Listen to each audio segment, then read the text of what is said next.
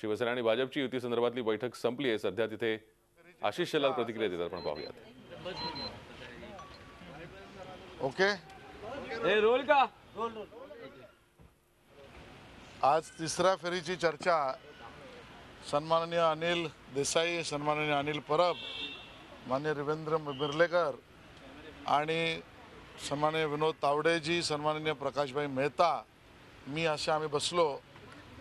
ठरल्याप्रमाणे एकमेकाला प्रस्ताव देण्याचा निर्णय ठरला होता, पण प्रस्ताव देताना 114चा आमचा प्रस्ताव, शिवसेनेने 60 जागांचा प्रस्ताव देण्याची भूमिका मांडली आणि त्यामुळे जे आकडे समोर आले त्या आकड्यांमध्ये प्रस्ताव देण्यापेक्षा चर्चा न करणं योग्य ठरेल इथे ह्या स्तरावर, अशी भूमिका दोन्ही पक्षांची झाली आणि त्यामुळे दोन्ही आकड्यांवर इथे चर्चा करणं संयुक्तिक होणार नाही आणि त्यामुळे आता ह्याचा निर्णय वरिष्ठच घेतील आणि वरिष्ठ ज्या वेळेला सांगतील त्यावेळेला उद्या चर्चेची बैठक होईल की नाही त्याचा निर्णय ठरेल। अनिल परब जी, मिर्लेकर जी, भारतीय जनता पार्टी की तरफ से विनोद तावड़े जी, प्रकाश मेहता जी और मैं, हमने इस तीसरे राउंड आज चर्चा का किया। तय हुआ था एक दूसरे को प्रस्ताव देना और उस आंकड़ों का प्रस्ताव देते समय हमारा 114 का और शिवसेना की तरफ से 60 जगह का प्रस्ताव की बात सामने आई। अब ये दोनों आंकड़े ये यहाँ पर चर्चा होके उसके ऊपर निर्णय हो नहीं सकता और इसके लिए इस बारे में निर्णय वरिष्ठ नेता ही ले सकते हैं। इस प्रकार की भावना दोनों दलों की थी और उस प्रकार से अभी यहाँ चर्चा नहीं होगी। वरिष्ठ नेता जब इसके बारे में फिर से बैठने की आवश्यकता होगी तो बताएंगे। 114 आणि 60चा फंडा आहे, म्हणजे याचा अर्थ स्पष्ट आहे की आजची जी बोलणी जी आहेत ती फिसकटलेली आहेत। भाजपकडून जो प्रस्ताव आला 114 आणि शिवसेनेनं आम्ही दिलेला प्रस्ताव 60 जागांचा होता आणि दोन्हीकडच्या प्रतिनिधींना तो प्रस्ताव आकड्यांच्या रूपामध्येच अमान्य किंवा हा ठीक नाही अशा प्रकारचं एक हे झालं, भावना झाली दोन्हीकडच्या आणि मग त्यामध्ये मग त्या जागांवर किंवा तो प्रस्ताव काय हे बघण्यापेक्षा हा प्रस्तावच मुळात या संदर्भातली माहिती हे आपापल्या पक्षातल्या वरिष्ठ आपल्या नेत्यांना पक्ष नेतृत्वाकडे देऊ असं ठरलं आणि मग वरिष्ठ नेत्यांकडून पक्ष नेतृत्वाकडून जी काय भूमिका ही आम्हाला सादर करण्यासाठी किंवा जी काय भूमिका पक्षातर्फे मांडण्याची ठरेल ती आपण त्या प्रकारे निभावू। अनिलजी आणि आशिषजी, तुम्हाला दोघांनी एक प्रश्न आहे की गेल्या वेळेसचा जो फॉर्म्युला होता तो 135, 63 आणि 29 असा होता। यावेळी शिवसेनेने देताना 63 पेक्षाही कमी 60 जागांचा प्रस्ताव दिलाय, असं का होतं?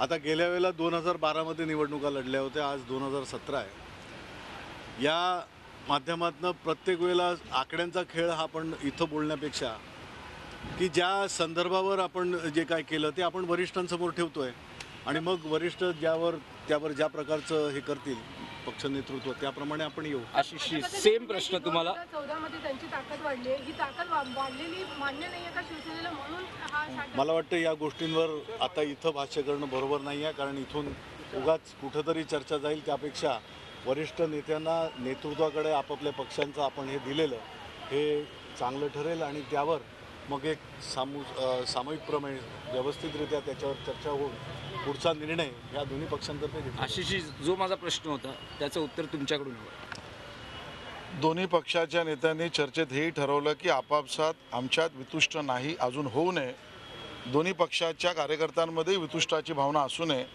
त्यामुळे पक्षाकडून आलेला प्रस्ताव एकमेकांसमोर आकड्यांचा मांडला, त्याच्यावर वितुष्टाची चर्चा करण्यापेक्षा आपापल्या पक्ष नेतृत्वाकडे सांगू, एवढीच भूमिका आता तरी पुरतं आहे।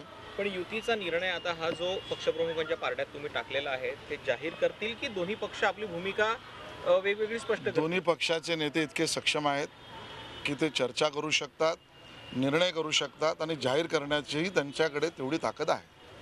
धन्यवाद। अनिल जी, जिस तरह से हिंदी में जानना चाहिए, जिस तरह से पिछली बार का फॉर्मूला था, इस बार उससे भी ज़्यादा कम सीटें दी जा रही है, वजह क्या है? शिवसेना मानने में तैयार नहीं है, ये अभी भी बीजेपी की ताकत? मैंने जैसे कहा कि शिवसेना भाजपा के आज प्रतिनिधि हम यहाँ पे मिले और जिस तरह से ये चर्चा का प्रस्ताव शिवसेना से दिया गया, जो भाजपा की तरफ से दिया गया, ये प्राथमिक जो चर्चा थी, जो पहले दौर जो हुए थे, उसके बाद में एक सीट शेयरिंग की जो चर्चा होती है उसमें आया गया प्रस्ताव था। अब उस प्रस्ताव के देते ही दोनों के दल से, दोनों दलों के प्रतिनिधियों की तरफ से इस पे कुछ ना कुछ आपत्ति जताने से मैं ये कहूँगा कि यहाँ एक क्वेश्चन मार्क आ गया और यहाँ पे चर्चा न बढ़ाते हुए दोनों दलों के वरिष्ठ नेता और नेतृत्व के पास ये बातें रखें और वहाँ से विचार विमर्श हो के आगे की जो रणनीति तय होगी या इस पे जो भी नीति तय होगी वो नीति हम लेके आएंगे। धन्यवाद। आपण पाहतोय भाजप आणि शिवसेनेमध्ये सुरू असलेली युती संदर्भातली बैठक संपलेली आहे। मात्र या बैठकीत तोडगा निघालेला नाहीये। तर या बैठकीमधून भाजपने 114 जागांचा प्रस्ताव जो ठेवला होता शिवसेनेसमोर, त्याला प्रत्युत्तर म्हणून शिवसेनेने भाजपसाठी 60 जागा सोडण्याचा प्रस्ताव ठेवला। या प्रस्तावावरती दोन्ही पक्षांकडनं सध्या कोणतीही चर्चा न करता हे दोन्ही प्रस्ताव आपापल्या पक्षातल्या वरिष्ठांकडे पाठवण्याचं ठरलंय आणि वरिष्ठच आता युती संदर्भातला निर्णय घेतील असं दोन्ही पक्षाच्या बैठकीसाठी उपस्थित असलेल्या नेत्यांनी सांगितलंय।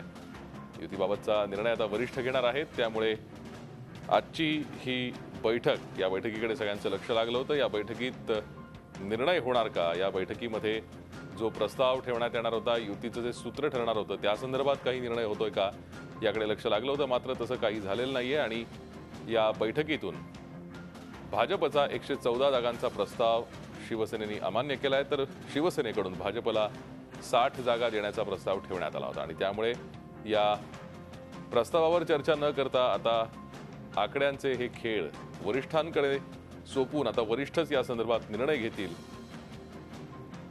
हेच या बैठकीचं फलित म्हणावं लागेल। युतीसाठी तिसरी बैठकही निष्फळ ठरली आहे।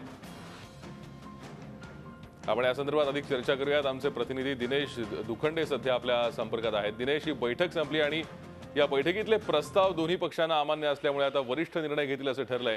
काय नेमका याचा अर्थ काढायचा? या आकड्यांच्या खेळावरती दोन्ही पक्ष समाधानी नाहीयेत।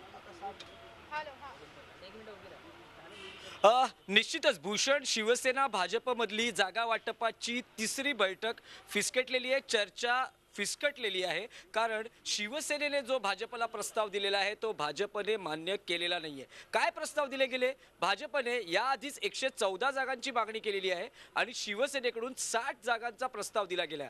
जर 2012च्या निवडणुकीतलं समीकरण बघितलं तर शिवसेनेने 135 जागांवर निवडणूक लढवली होती, भाजपने 63 जागांवर निवडणूक लढवली होती आणि शिवसेना भाजपने संयुक्तरित्या 29 जागा रिपब्लिकन पार्टी ऑफ इंडियाला सोडल्या होत्या। मात्र आताचं जर समीकरण बघितलं तर भाजपचं म्हणणं आहे की 2012ची परिस्थिती वेगळी होती। लोकसभा आणि विधानसभा निवडणुकीनंतर भाजपची मुंबईत ताकद वाढलेली आहे, त्यामुळे 114 जागांसाठी भाजप आग्रही आहे। मात्र शिवसेनेचा हा भाजपला पूर्णपणे डिवचण्याचा प्रयत्न दिसतोय। कारण जर 2012 मध्ये भाजप 63 जागांवर लढते आहे तर शिवसेना 60 जागा भाजपला कशा काय ऑफर करू शकते, हाही एक मुद्दा आहे। त्यामुळे दोन्ही पक्षांची मानसिकता युती करण्याची आहे का, इथेच प्रश्न उपस्थित झालेला आहे। आणि सगळ्यात महत्त्वाचं, या फिसकटलेल्या चर्चेनंतर आता दोन्ही पक्षांचे नेते असं म्हणतात की हे प्रस्ताव आमच्या पक्षप्रमुखांना सादर केले जातील,